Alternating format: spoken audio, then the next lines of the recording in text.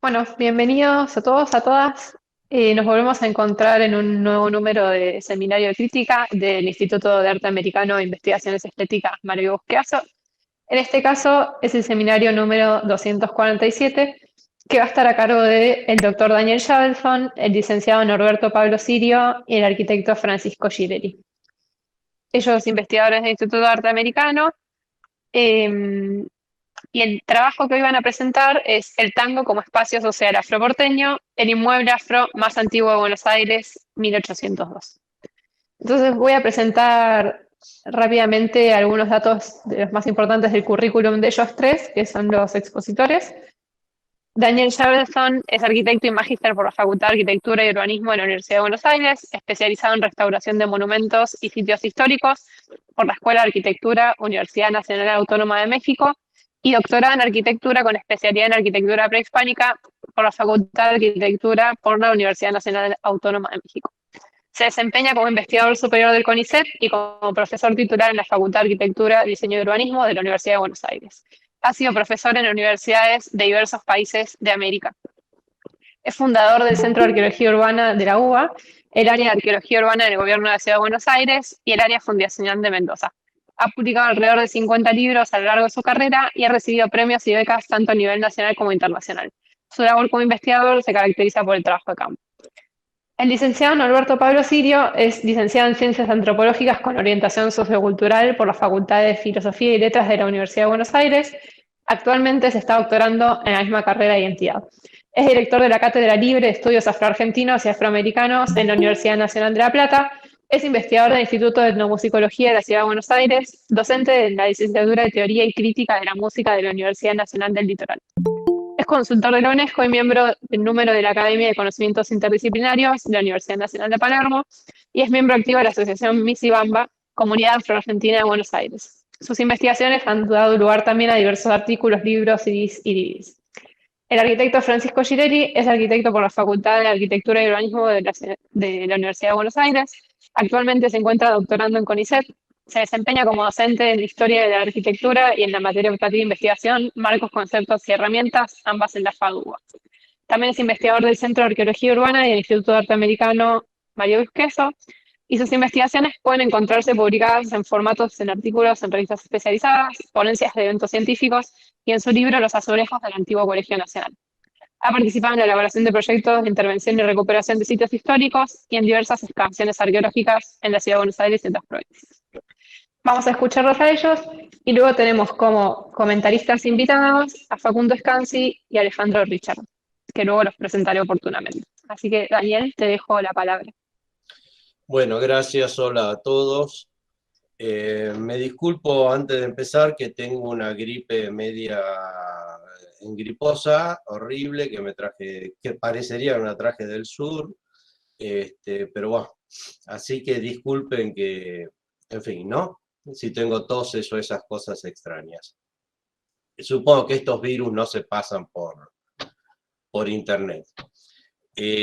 Hace 20 años, casi exactamente 20 años, presentamos en esta misma reunión de crítica, en este mismo instituto, en nuestro querido instituto, un primer trabajo sobre la arquitectura afroporteña, la arquitectura afro en Buenos Aires, sea de la población esclava como de la población liberta, y era en ese momento lo que sabíamos, lo que teníamos. La historia había avanzado mucho en la investigación sobre la población afro, pero en la historia de la arquitectura, del hábitat, del diseño, todavía en ese momento sabíamos realmente muy poco, por no decir casi nada.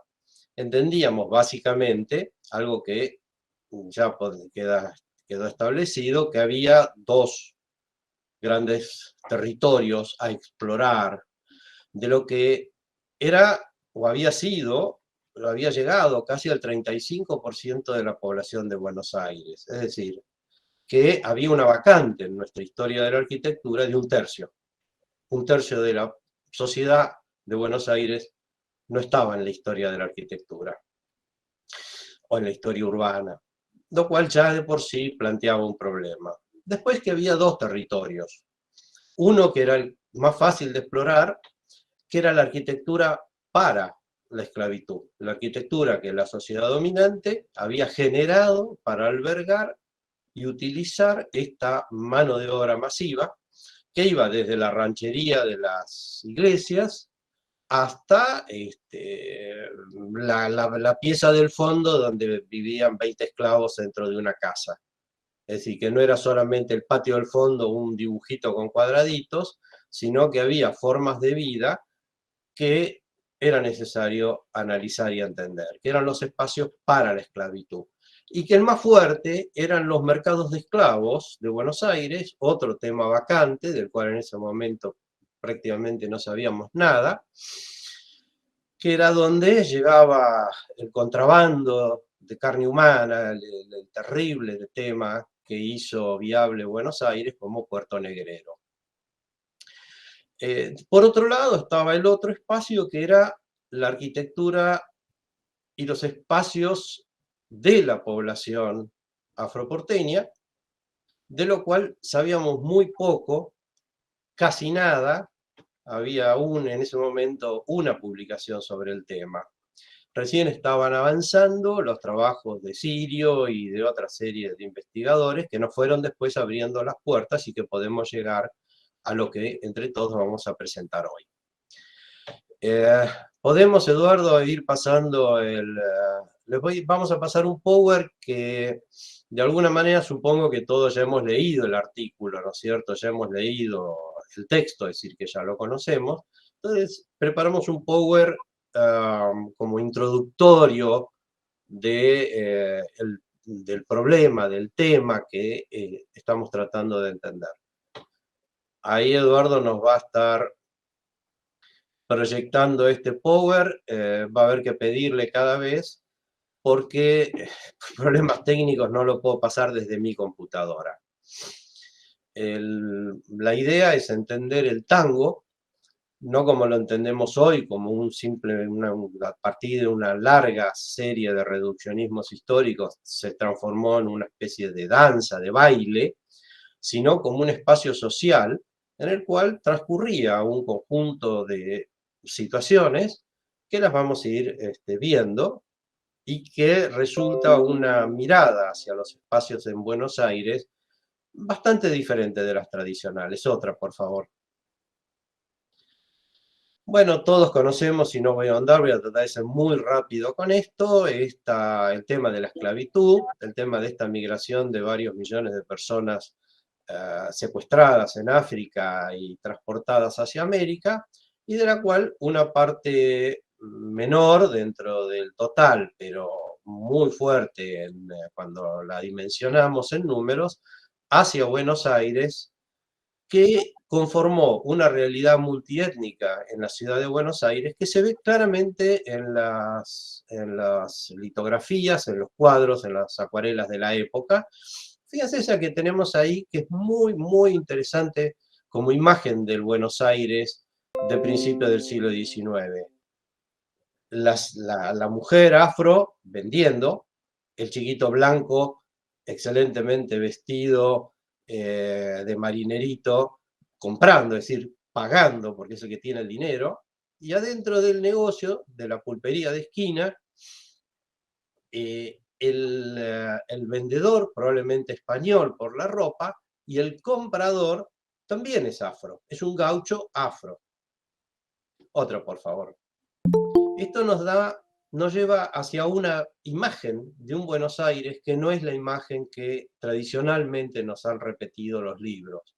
Una imagen que cuando la vemos pensamos, no sé, en las imágenes que hoy todavía existen del Caribe, de Brasil, es decir, de lugares donde esto no fue ocultado, no fue tergiversado.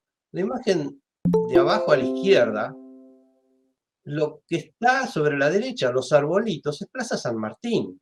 Y entre los árboles y la casa baja la calle Ricardo Rojas. Y a la izquierda está el Monumento Histórico Nacional, que es la Casa de la Prida, hoy metida dentro de un estacionamiento, pero intacta. Es decir, que eso es el retrato fiel de un rincón de Buenos Aires.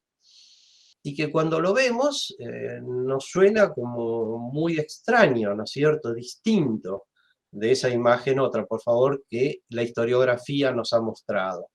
Porque sí ha habido la construcción de una sociedad blanca, que se viera como blanca, y a mí me gustaron estas dos imágenes, porque en ambas aparece el servicio doméstico, en una probablemente sea esclava, en la otra probablemente sea la servidumbre de la casa.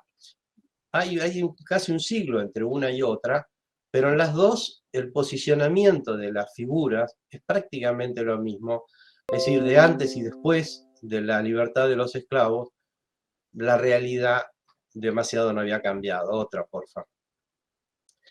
Y bueno, y todas las imágenes de Buenos Aires a lo largo del siglo XIX, cuando lo podemos ver bien, la situación y el posicionamiento dentro de la sociedad de la población afroporteña siempre es la de dependencia, siempre es la de uso. Y en la foto abajo a la izquierda creo que es clarísima, la niña blanca jugando a las muñecas con su, no sé, ya no era esclava por la época, pero también con las muñecas blancas, aunque la ropa de ella esté toda rota y deteriorada.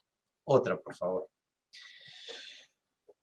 La gran inmigración alrededor de 1900, que va a ser tan masiva que va a subsumir los porcentuales de población afro a una cantidad muy reducida, que además va a coincidir con todo el proceso de blanqueamiento y de desdibujo censal, pero que va a transformar este 30 y pico % de la población de Buenos Aires en una cantidad que esperemos que a partir de este censo sepamos un poquito más cuáles son nuestros porcentajes reales, si eso existe, de población afro, o por lo menos autopercibida como afro. Otra, por favor. Esta construcción también llevó a el gaucho como mestizo entre blanco e indio. Esto también fue una construcción que las imágenes, estas son las de Bacle, estamos en la década de 1820, 1830, fíjense que todos están claramente dibujados como negros.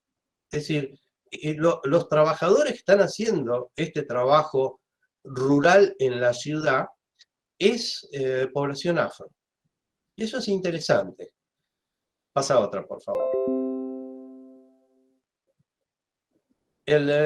¿En qué universo de cultura material? Y esto es algo que a mí personalmente me interesa mucho porque trabajo con cultura material.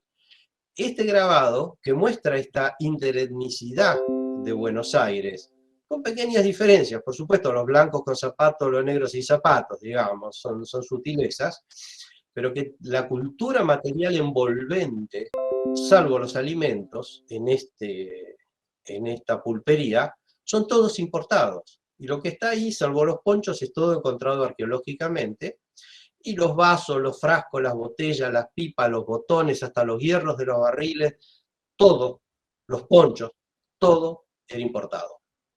Es decir, este universo funcionaba dentro de un conjunto material llegado fundamentalmente de Gran Bretaña, pero de toda Europa. Las pipas son holandesas, no importa. Es decir, era europea. Otra, por favor.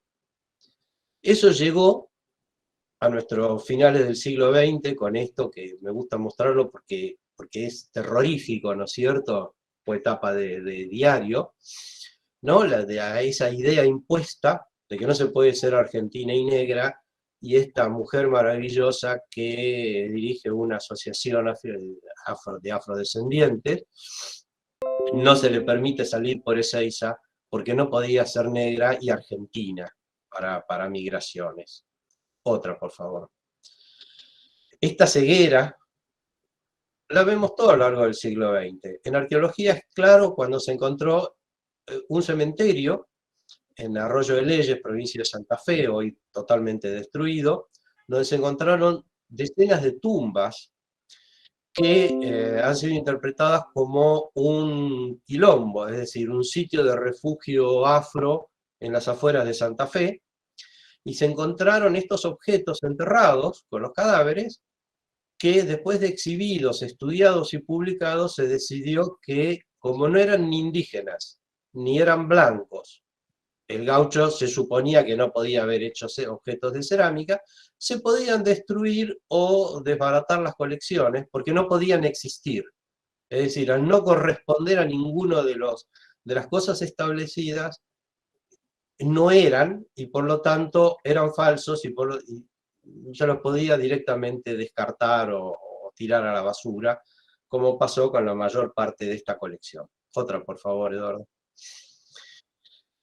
Nosotros estamos tratando de ver individuos detrás de los objetos, a través de los objetos arqueológicos, como esa maravillosa foto del centro tomada por Sirio, cómo esto sigue vivo, cómo la cultura de la población afro es parte de la herencia cultural argentina, nuestra, esto, si no me equivoco, es Corrientes, y cómo esto existe, se vive, se conoce, quizás un poco oculta, quizás un poco no tan pública, obviamente, como la cultura católica, pero está, sigue estando, no solo en la arqueología, sino en el presente.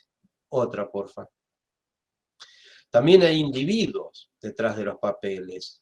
Al revisar la historia estamos acostumbrados a trabajar con documentos, pero a veces nos olvidamos que atrás de todos estos papeles está una sociedad terriblemente sufrida, esclavizada. Tanto es así que hasta nos mintieron cuando nos dijeron que a partir de 1813 la Argentina fue el líder en la libertad de los esclavos, cuando en realidad en la ciudad de Buenos Aires la esclavitud se termina con la firma de la Constitución en 1861. Es decir, que somos de los últimos, no de los primeros. Otra, por favor. Los espacios para la esclavitud de los que hablábamos, el mercado de esclavos de los ingleses, el retiro, el mercado de esclavos de los franceses en el Parque Lezama, el mercado de esclavos, la foto de abajo, el grabado abajo, que es lo mejor que tengo, es una construcción bajo tierra reutilizando los calabozos antiguos. Hoy encima está la Cancillería, el gran edificio de la Cancillería. Otra, por favor.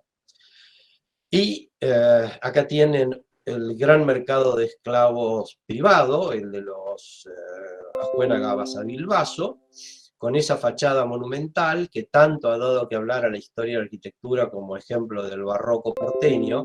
Y ahí abajo a la derecha se ve cómo están bajando los barcos y llevando los esclavos e introduciéndolos dentro de esto que, más allá de la fachada, no era más que un enorme barracón donde, abierto hacia el patio, donde se tenían los esclavos hasta que se los vendía y después se los cerraba. Otra, por favor.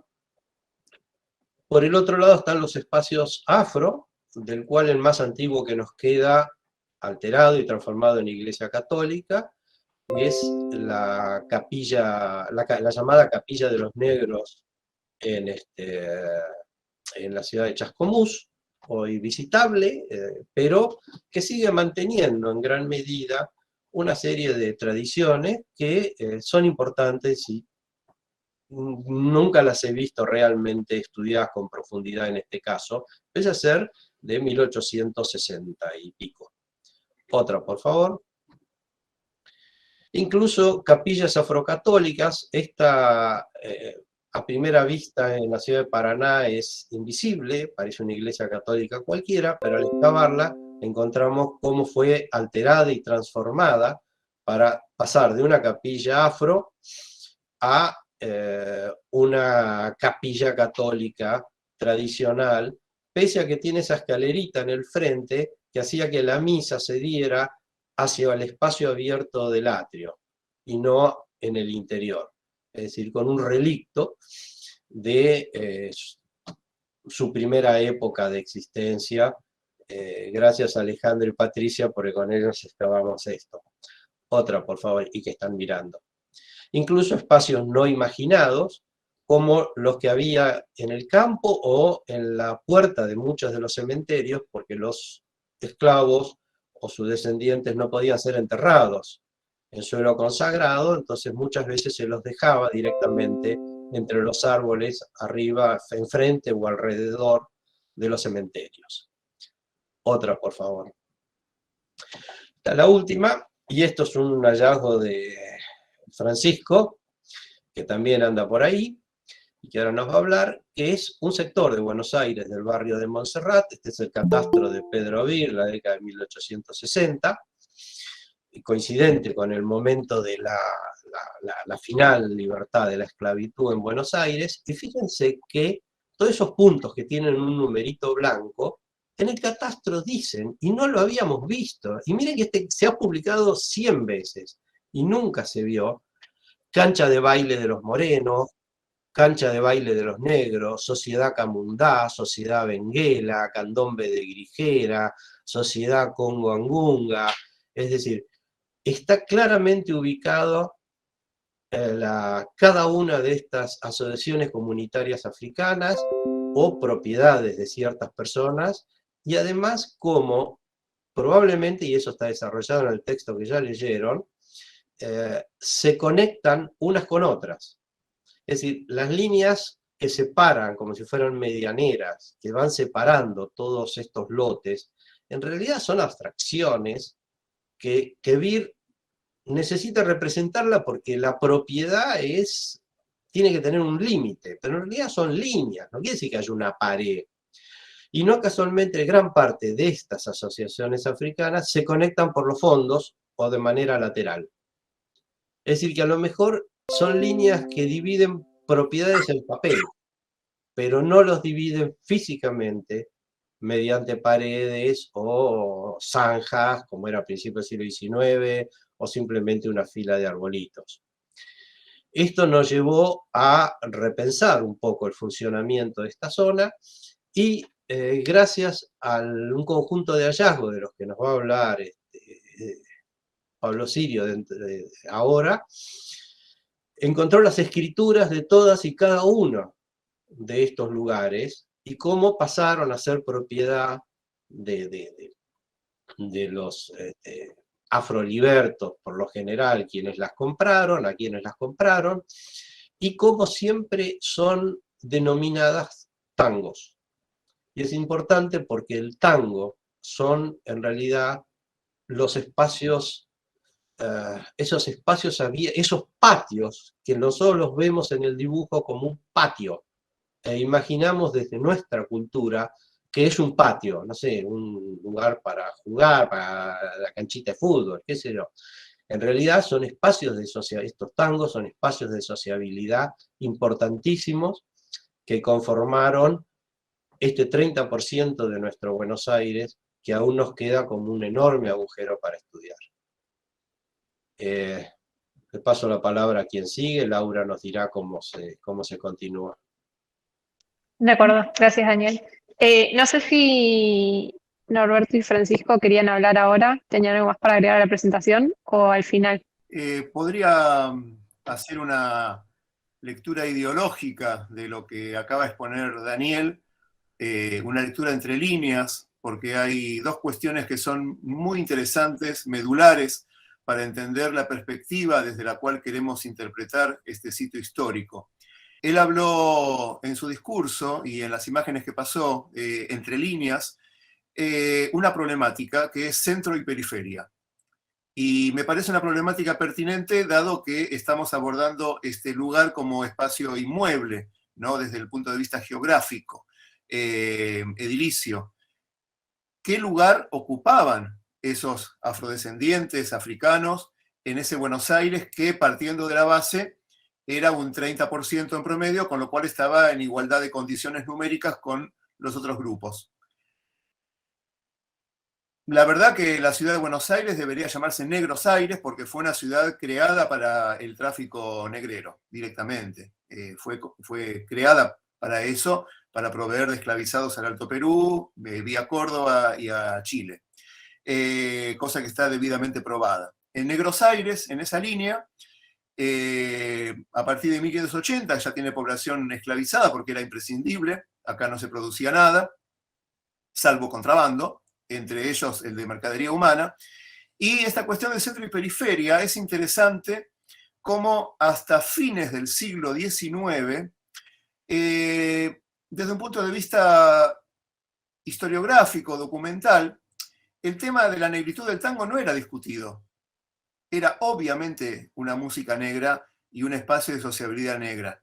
Así lo dicen los diccionarios y los libros que hay de fines del siglo XIX en Argentina, e incluso mucho antes y en otras partes del continente, como el primer diccionario de voces cubanas de 1836, en donde define al tango como un espacio donde los negros bozales cantan y bailan con sus tambores.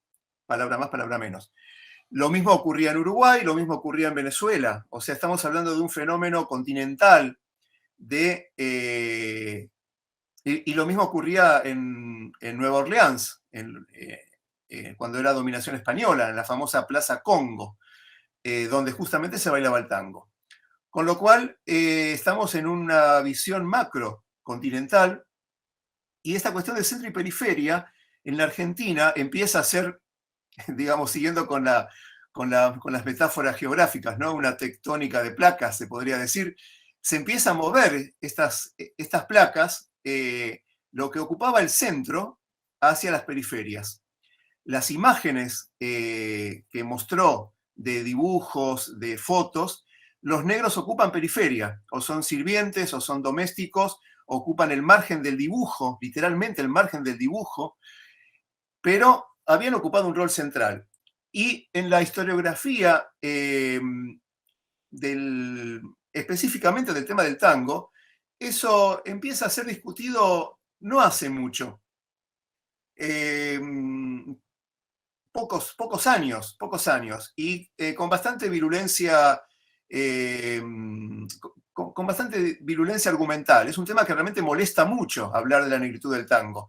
Parece que a muchos los desconcierta, los desubica, porque evidentemente si los negros fueron periferia o fueron relegados a la periferia, el tango es el centro de la identidad argentina.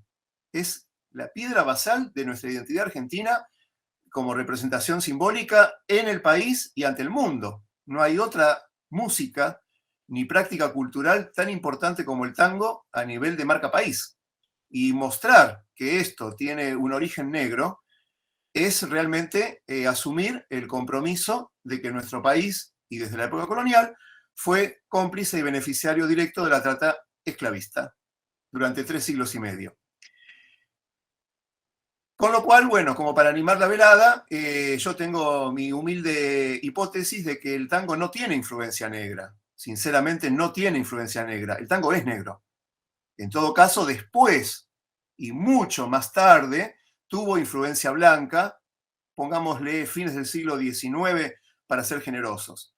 Pero tango, incluso como palabra, ya está documentado en el siglo XV en África. En África, tango significaba los portugueses, que fueron los primeros exploradores y colonizadores en África, que huían selva adentro a vivir con negros, se mestizaban y proveían de esclavizados a las costas, a las factorías, de lugares que estaban vírgenes todavía de la devastación esclavista. Eso eran los tangomaos. Los tangomaos.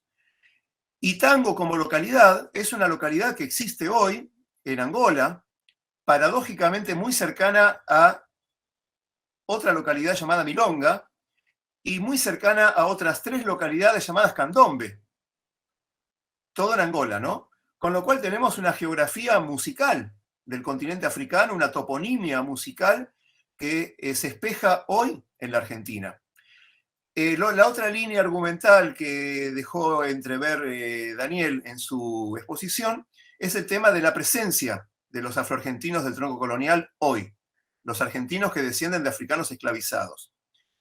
Y es que él, bueno, justamente por su métier, él trabaja con cosas, con objetos, con muebles, con inmuebles, desde un punto de vista arqueológico, pero él, como bien dice, está tratando de ver la persona detrás del objeto, el sujeto detrás del objeto.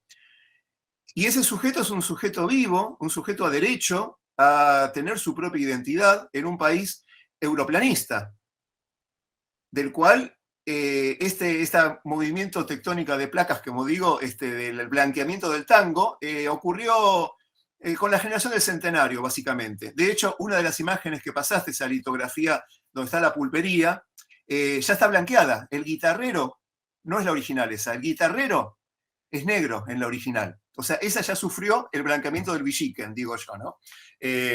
Gran institución blanqueadora de lo negro. Entonces, esa cuestión de centro y periferia y esa cuestión de inversión de polos, ¿no? De quién juega de local y quién juega de visitante, ¿no? Cuando hay una academia ortodoxa que repite verdades de escritorio, que el tango comenzó con los padres del tango, que son Villoldo y Gobi, por ejemplo, pero se olvida que atrás hay 4 siglos de historia, y 4 siglos de historia viva, que como etnógrafo vengo documentando hace algunas décadas entre los propios afrodescendientes, específicamente en Buenos Aires, que hay una historia del tango viva, oral, performática, a través de la danza, a través del canto, a través del toque de tambores, a través de la memoria oral, de la esclavitud, en los afroporteños.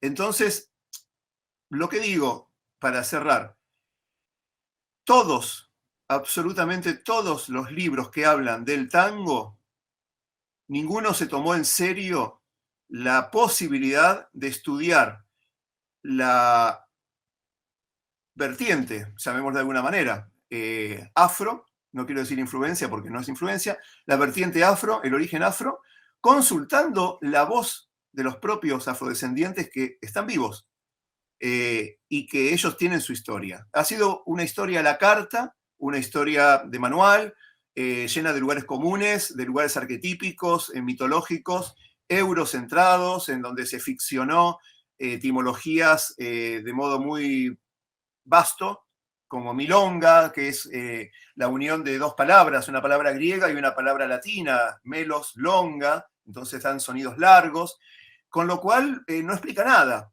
porque no explican cómo los esclavizados en América del Sur, porque esto también implica al sur de Brasil y Uruguay, pudieron nombrar a una práctica cultural propia, como es la milonga, con 2 lenguas que estaban muertas hace por lo menos 2 milenios en otro continente, como es el griego y el latín. Y no explica cómo esa palabra milonga sí aparece no solamente en la geografía africana como localidad, sino, por ejemplo, en la gramática más antigua documentada en América del Sur, la gramática de la lengua quimbundu, de 1697, en Brasil, por el jesuita Díaz, en donde aparece justamente la palabra milonga como hablar mucho, muchas palabras, ¿no? Ahora estoy trabajando con un documento anterior, esto no lo saben mis compañeros, de principios del siglo XVII, de un vocabulario quimbundu en Argentina. Y ahí también aparece mulonga, en este caso, mulonga, que es una palabra. Y aparece otra palabra muy interesante, que es tata, o sea, padre. Y aparece otra palabra muy interesante, que es marimba. Y otras tantas que tienen que ver con nuestro vocabulario de origen africano, que vino después en el español de la Argentina. Esto, digamos, como para hacer una devolución, un ping-pong con la exposición de Daniel, tratando el tema de centro y periferia y reinvención, o sea, blanqueamiento del tango. Gracias. Gracias, Norberto. Interesantísimo los aportes de otros campos y otras ciencias, ¿no? Para entender también los estudios quizás más del instituto. Le damos la palabra a Francisco Girelli, por si querés ampliar o profundizar en alguno de estos puntos de la exposición. Lo mismo, 10 minutos, así después continuamos con Facundo.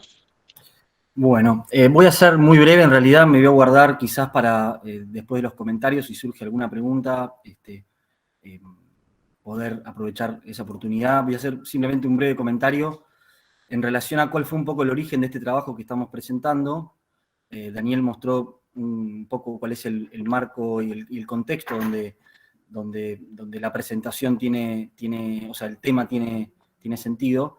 Esto surgió en relación a una serie de documentos que fue interesante, digamos, algunos eran conocidos, pero esta idea de un documento de 1802 que refería a una casa y sitio de tango, con esa definición concreta en el documento notarial, que era un documento de compraventa, si no me equivoco, justamente nos planteó la posibilidad. El documento no refería a una dirección específica que pudiéramos ubicarlo dentro de lo que era la ciudad de Buenos Aires hacia ese momento. Empezamos a plantearnos la idea de si podíamos, a partir de las descripciones, de las medidas del terreno, de una serie de datos que disponíamos, ver si podíamos ubicar esa casa y sitio de tango, que fue un poco el disparador del trabajo, a ver si lo podíamos ubicar dentro de la ciudad. En esta búsqueda dimos con, medio en forma fortuita o medio, siempre se hablaba de una gran proporción de la ciudad en la ocupación de afrodescendientes de la ciudad, que digamos eran todos los barrios de San Telmo, Concepción, Montserrat, Catedral al sur, o sea, básicamente más de la mitad de la ciudad, con lo cual no era una delimitación, sino que era prácticamente todo el territorio. Dimos que en la zona de Montserrat, que es el barrio más supuestamente asociado en las cercanías a la iglesia de Montserrat, con una serie de lotes que, con una distancia de 70 años, referían a esto que Daniel mencionaba, en forma literal, con cancha de baile de los morenos o cancha de baile de los negros, que respondía espacialmente a la misma descripción de esa casa y sitio de tango que estaba tasada 70 años antes. Esto nos planteó decir, bueno, esto no sería una especie de barrio del tambor verdadero, es decir, no llevar a pensar en la mitad de la ciudad como una zona, sino que quizás en una zona periférica para 1802 ni hablar, y todavía para 1870, esta zona límite de lo que sería Constitución, Montserrat, la parte más alejada de Montserrat, si no podía haber sido un barrio del tambor dentro de la ciudad de Buenos Aires. Bueno, efectivamente, siguiendo esa línea, esa hipótesis, y cruzando con los documentos que ya eran conocidos, pero nunca se habían trabajado sistemáticamente, que son los que Daniel mencionaba, de los documentos del Archivo de la Nación, de las casas de nación, eso Pablo después lo podría reforzar mejor, empezamos a ver que todas estas casas de nación confluían en un grupo de unas 8 o 10 manzanas en torno a estas canchas de baile y en torno a estos espacios de sociabilidad llamados tango.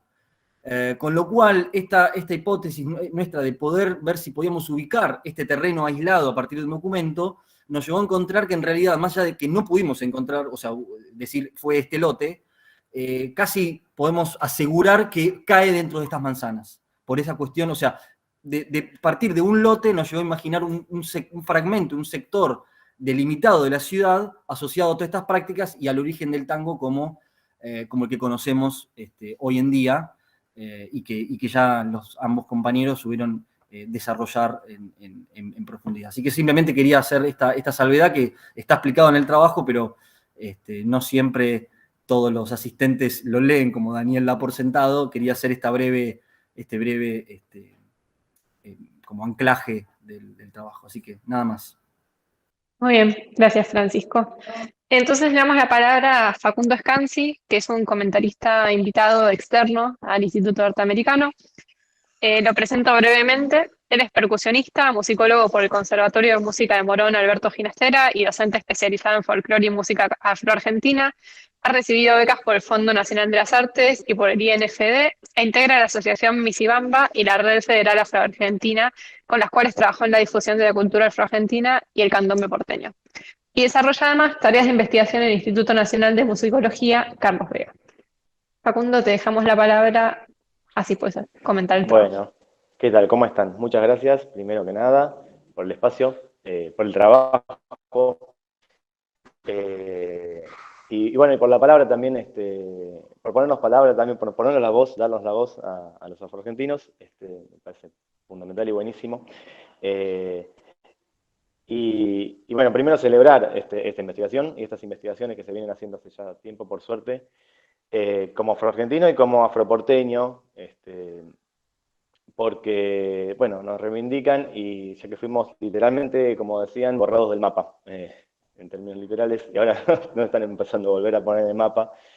Y bueno, la cartografía fue una herramienta muy importante para escribir la historia, y pese a que, como plantea Pablo, que si bien cuando empezamos a investigar un poco en los mapas aparecen palabras que nos suenan muy familiares tanto en África como acá, que tienen origen africano, bueno, se intentaron blanquear, europeizar, y dejar el mapa o el plano de la ciudad en blanco no en términos de blanquitud. Uno de los puntos que me pareció más importante e interesante de esta investigación es comprender un poco esto en esta perspectiva, ¿no? Más polisémica, por así decirlo, no solamente una perspectiva simple musical o sonora, sino de encuentro y social y espacial. Y también bueno, en la investigación se mencionan palabras como tango, tambor, candombe o milonga también como espacios de encuentro. Y nos lleva a pensar, bueno, a cómo usamos hoy la palabra, por ejemplo, milonga, como género musical, pero también se sigue conservando esta idea de ir a la milonga como el lugar de encuentro, como un espacio social para juntarnos. Sobre la milonga, justo decía Atahualpa que como cambiaba cada 10 leguas, algo así decía, va cambiando la milonga. Algo similar con lo que pasa con el candombe. Con el candombe, por ejemplo, porteño no es igual que el del litoral, o que el de Corrientes, o candombes que no siguieron vigentes en nuestra historia. Y también el candombe nos lleva a esto, a un momento de unión y de sociabilización, ¿no? Y con el término tambor también pasa algo particular, que casualmente la semana pasada con Missy Bamba estuvimos dando unos talleres en Tucumán, y sobre candombe porteño, ¿no? Y un compañero hablaba, bueno, a quienes estaban ahí participando del taller, diciendo que no hay un tambor, como que nosotros no tenemos un tambor específico, como por ejemplo pasa con el tambor batá, con los tambores de bomba de Puerto Rico, bueno. Y me parece también algo muy interesante de ver esto, que va cambiando, pero el significado sigue siendo el mismo. Por ejemplo, en el candombe porteño tenemos tambores de tronco becado, con cuero clavado a la usanza africana, que es una revitalización de los últimos años. También los hay de duelas, de principio del siglo XX, ya sea con herrajes, se usan tumbadoras, se usan bongos también. De hecho, ahí en una de las imágenes que pasaba Daniel, hay una imagen de principios del siglo XX de la Nación Camundá, que es un sitio que se cita acá en el texto, que hay tambores con clavijas. ¿Y a qué voy con esto? Que sin embargo la diversidad de esta son quizás líneas, como esas líneas que planteaba Daniel de la división de los terrenos, que lo pone a Occidente, ¿no?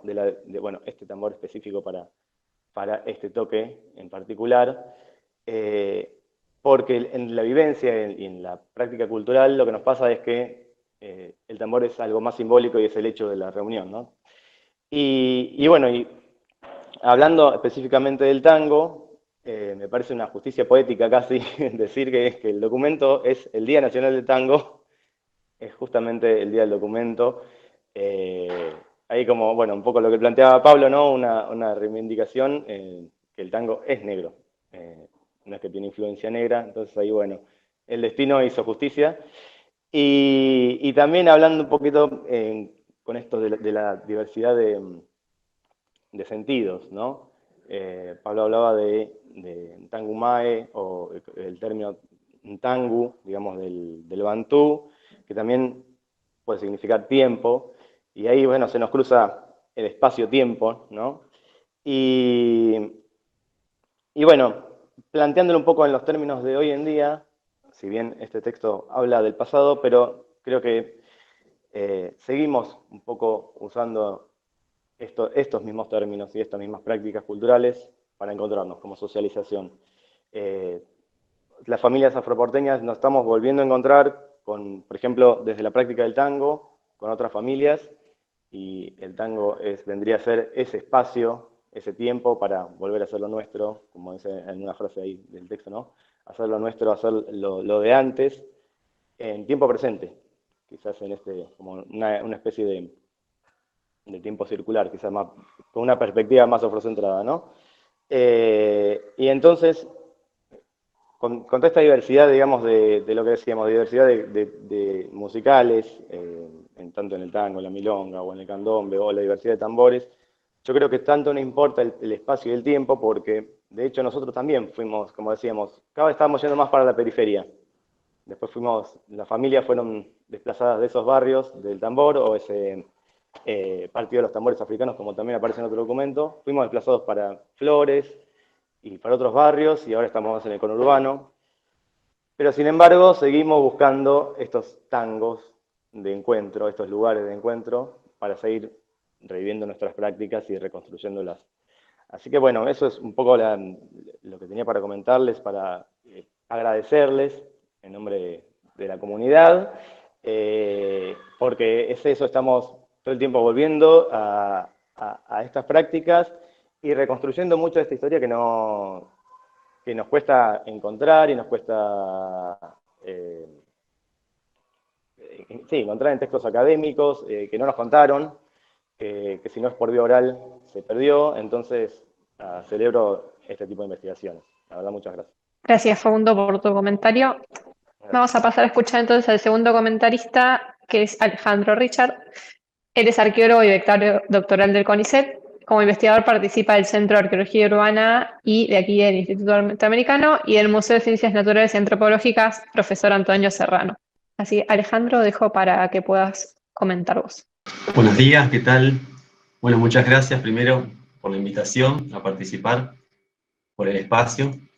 Y bueno, interesantísimo el trabajo que me hicieron llegar. Y muchas de las cosas que anoté acá como para ir comentando, muchas ya se dijeron, las dijo Pablo, Daniel, Francisco, así que voy a ver de respetar estas ideas que se me ocurrieron y no caer en la repetición. Por un lado pensaba que el trabajo va dando cabos y tomando forma como para caer con peso en una toma de postura en torno a esta discusión, si se quiere, sobre el origen o no, la influencia o no afro en el tango, que es un tema, como decía Pablo, que ha suscitado mucha sensibilidad también, porque toca justamente el elemento blanqueado de la ciudad blanca, de la nación blanca, esto del tango como marca. Y esto responde claramente al proceso de blanqueamiento que hemos pasado como sociedad, blanqueamiento cultural, social, de negación, que ha incitado incluso en algunos casos el olvido o el acallamiento, el silenciamiento de memorias familiares. Un proceso muy fuerte y efectivo a su modo en muchos aspectos, que ha llevado entonces también a dos grandes negaciones. Por un lado, las negaciones de las raíces y la presencia africana y afrodescendiente en nuestro país, en nuestra sociedad actualmente. Y por otro lado, la negación del poder de agencia, pensando en los sujetos históricos del pasado, la negación del poder de agencia de estos sujetos, del poder de cambio, de generar nuevas cosas. Entonces, bueno, en torno a la primera de estas negaciones, que sería esta de la negación de las raíces o la preexistencia afro en nuestro país, creo que estamos en condiciones de considerarla ya dada por tierra a partir de los avances de la historiografía, la antropología histórica, la etnografía, la musicología, la arqueología incluso, y a partir de la visibilidad que va tomando cada vez mayor las voces de las y los afrodescendientes.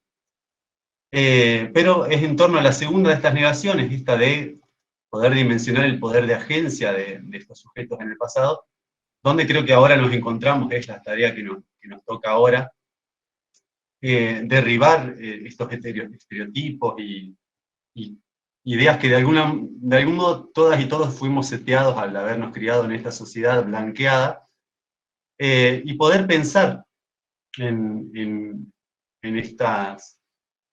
estas historias de vida pasada y en su agencia, en su poder de generar cosas y de cambiar, de poner en tensión.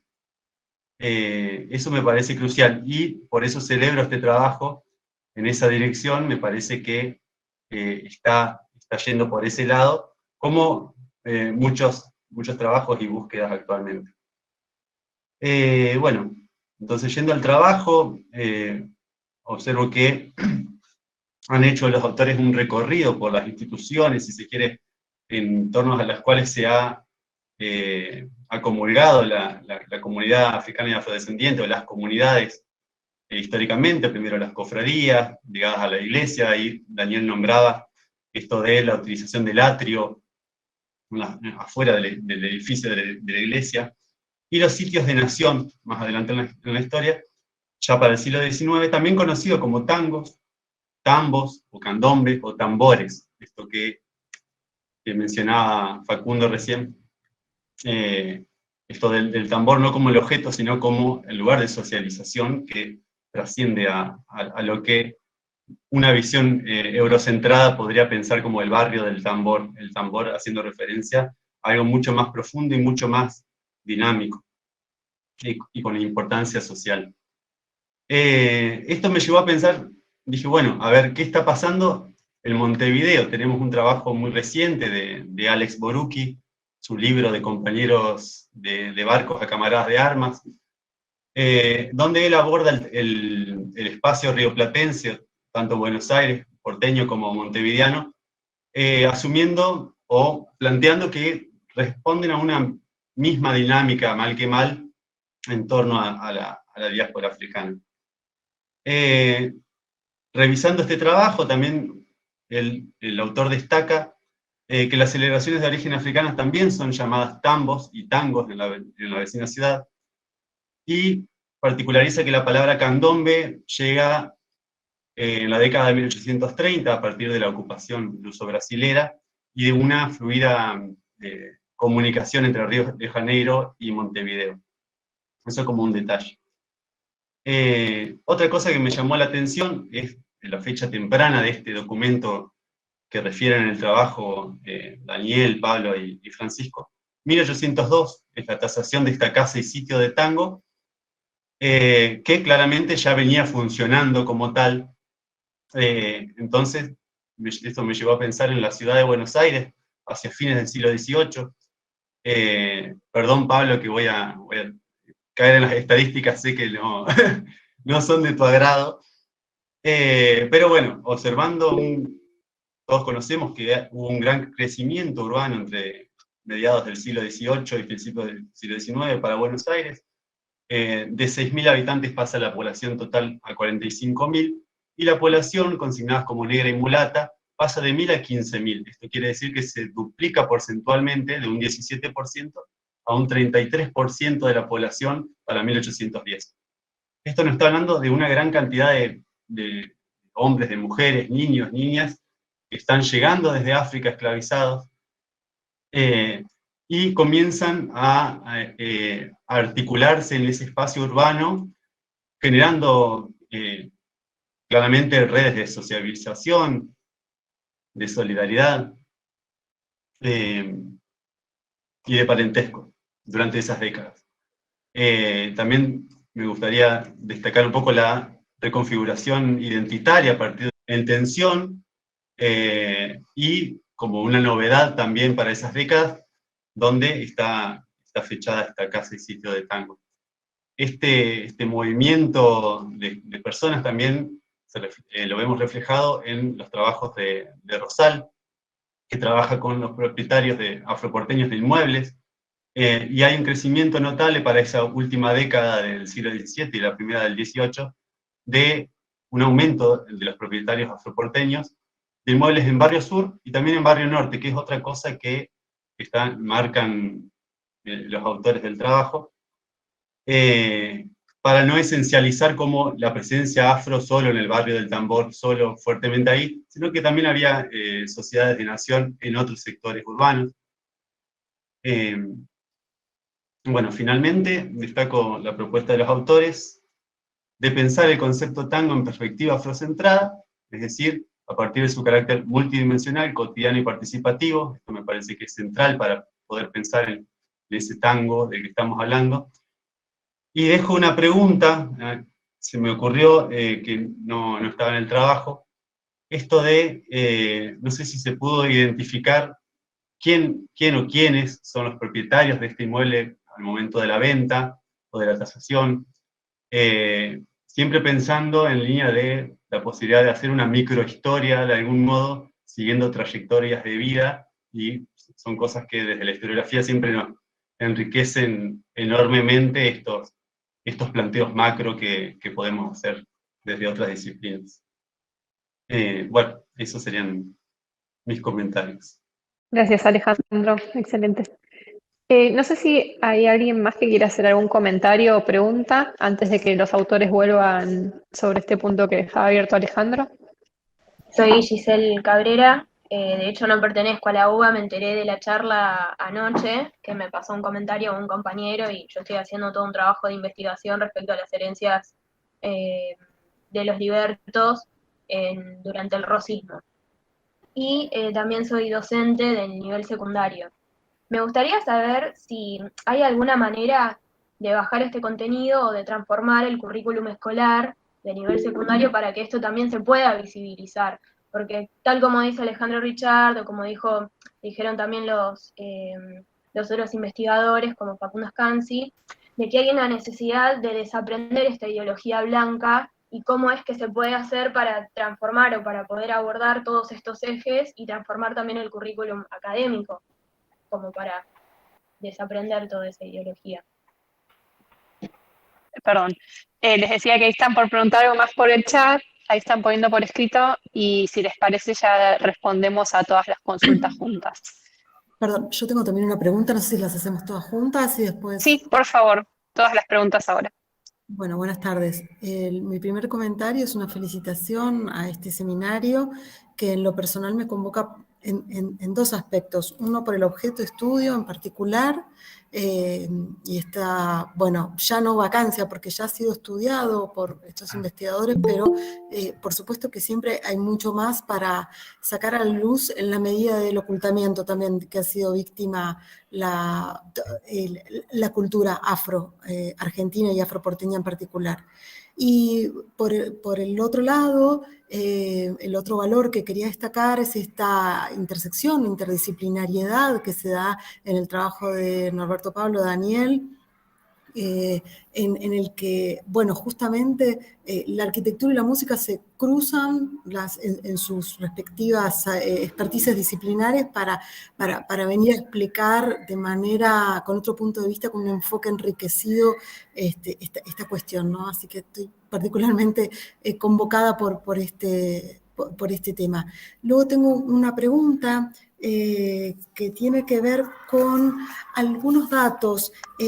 Norberto había comentado que, bueno, este borramiento de lo afro, de las historias del tango, o a lo sumo este relegamiento a ser uno de los tantos afluentes o una de las tantas vertientes de las cuales se nutrió esta música, ¿no? Este género nuevo, no como el tango era afro, sino como, bueno, los afro colaboraron en alguna medida en esto.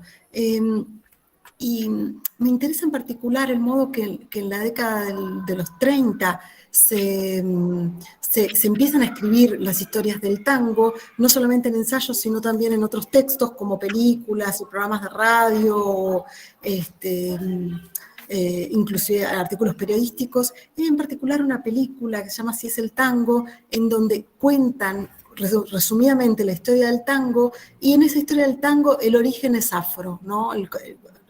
Cuentan en términos de espectáculo, ¿no? Entonces, mi pregunta es si si habías encontrado algunos otros datos de estas suertes de parches o vacancias respecto de reponer esta dimensión a la historia del tango. Muchas gracias. Gracias, Rosa. ¿Alguna otra pregunta más para sumar para los autores? Hago un repaso, si no, y si quieren, Daniel, Norberto y Francisco van respondiendo en la medida que mejor conveniente les parezca. Les preguntan... Sí, ahí la repaso. ¿Quién o quiénes fueron los propietarios de este inmueble? Acerca de, bueno, este blanqueamiento de la historia, cómo eso se puede volcar al currículum escolar. Creo que también la pregunta es válida para nuestro caso, quizás como historia de la arquitectura, incluso, o historia de la ciudad, o estudios urbanos. En el chat preguntaban por la superposición de este hipotético barrio del Tambor con ciertos edificios administrativos en esa zona del centro, si fue una coexistencia o responde a periodos temporales distintos. Y finalmente Rosa dejaba esta pregunta más puntual para Norberto. Así que les devuelvo la palabra para que puedan ir cubriendo lo que y barriendo lo que nos dé el tiempo, porque también entiendo que se abren un montón de puertas. Bueno, brevemente, dos cosas. Lo que nosotros mapeamos y encontramos como barrio del Tambor estaba mucho más adentro respecto a la costa del río, como pregunta aquí Cristian. El barrio del Tambor, como lo identificamos, es lo que hoy sería las avenidas Independencia, la avenida Independencia, en ese momento calle, Chile, Belgrano y la actual 9 de Julio. O sea, bastante lejos para la geografía de ese momento, de la periferia, de ese centro administrativo que él señala, ¿no? De la aduana, al Paseo Colón. Respecto a los sujetos históricos, la compra-venta se hace entre dos negros libres, que están los nombres. Los busqué acá porque no lo pusimos en el texto. Antonio Caguigas y Luis Félix Fonseca. Los buscamos en los documentos que pudimos, de los archivos parroquiales que tenemos a nuestra disposición, y no los pudimos encontrar. No sabemos quiénes son. Pero muy poco después, ese terreno fue nuevamente vendido y lo compró un hermano de Belgrano, Francisco Belgrano. Digo, como para incluir esa dinámica blanco-negro, más allá de los porcentajes, cómo interactuaban, ¿no? Blancos y negros en esta cuestión de inmuebles. Y una cosita breve que quería comentar, que lo citamos en el texto, pero merece hacer un homenaje, que nosotros no descubrimos nada. Esto ya fue dicho en 1900 por un investigador que fue abjurado por la Academia Ortodoxa Argentina, que fue Lehmann Nietzsche, al punto de que tuvo que publicar su libro de textos eróticos del Río de la Plata con seudónimo en alemán y en Alemania, porque aquí estuvo censurado, porque ese tema era prácticamente irrelevante para esa academia. Y él, entre los manuscritos que dejó, que estamos estudiando desde la cátedra mía, de esta que dirijo en La Plata, cito uno de sus apuntes inéditos de 1900, Quilombo, localidad en el Congo, que aquí cada nación tenía su canchita de trecho en trecho, media alisada a fuerza de talón o preparada con una capa de arena para darle al tango. Digo por esta cuestión del estado de vacancia y que no estamos descubriendo ningún agujero del mate, ¿no? Estamos retomando una línea historiográfica que fue censurada, literalmente. Y nada menos que por quien no es hoy reposicionado como uno de los pioneros en la investigación de la cultura popular, como fue Lehmann Nietzsche. Gracias.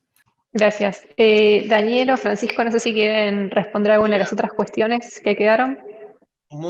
Nada, 3 palabras, en base a lo que preguntó Giselle, ¿no es cierto? ¿Cómo se baja esto?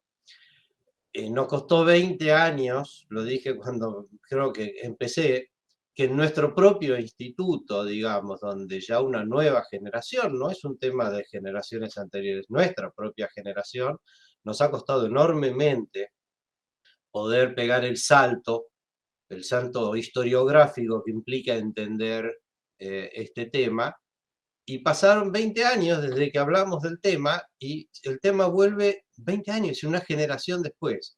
Lo único que espero ya no es que se lo hable en el colegio primario o secundario, es que incluso entre nosotros, que nos dedicamos no a la historia general, donde el tema existe, sino a la historia de la arquitectura, a la historia urbana, a la historia del hábitat y del diseño, no vuelvan a pasar otros 20 años hasta que se vuelva a entender este problema o asumir este problema. Yo estaría contento, y ojalá pudiera estar, si no en 20, sino en 10 o en 5 años, alguien puede continuar con esto, que implica realmente entender nuestra ciudad de una manera distinta de cómo nosotros la entendemos. Tenemos acá en la reunión, yo estoy viendo que está una persona que es muy significativa, que es Raquel Busquiazo, heredera de, sí, no te asustes, heredera del fundador y de quien lleva el nombre de nuestro instituto, ¿no es cierto? Y yo entiendo que yo no puedo exigir que esa cosa contrafáctica de que las generaciones anteriores no tomaron esto en consideración, porque no tiene sentido, era imposible, digamos. Pero sí puedo entenderlo, y lo que no me gustaría es que a nuestra generación de investigadores le pasara lo mismo, que volviéramos a dejar otro hueco de 20 años. Ojalá no pase, incluso aunque lo que estamos diciendo ahora esté equivocado. Gracias, Daniel. Francisco, no sé si querés tomarte 5 minutos más para hacer algún otro cierre como tercer autor. Gracias, creo que se respondieron las preguntas. No me parece detenerme, sería más de lo mismo, así que agradezco. Les agradecemos a todos la participación, entonces. El texto, por si quieren volver a visitarlo, queda disponible en la web del instituto como estuvo hasta ahora. Y el video también va a estar disponible en el canal de YouTube. Ahí siguen los intercambios por mensajes. Creo que también lo que tienen de bueno los seminarios es que generan como esta red, ¿no? O abren puertas a seguir con nuevas charlas con otras personas. Así que en nuestro caso les agradezco la participación, les agradezco por el trabajo a los autores, agradecemos a los comentaristas que hayan participado y nos vamos a volver a encontrar con el seminario número 248 en el mes de agosto, el día 26. Ahora en julio tenemos el receso de invierno y el próximo seminario va a estar a cargo de la arquitecta Agatha Peskins. Así que gracias por participar y nos veremos dentro de 2 meses en esta ocasión.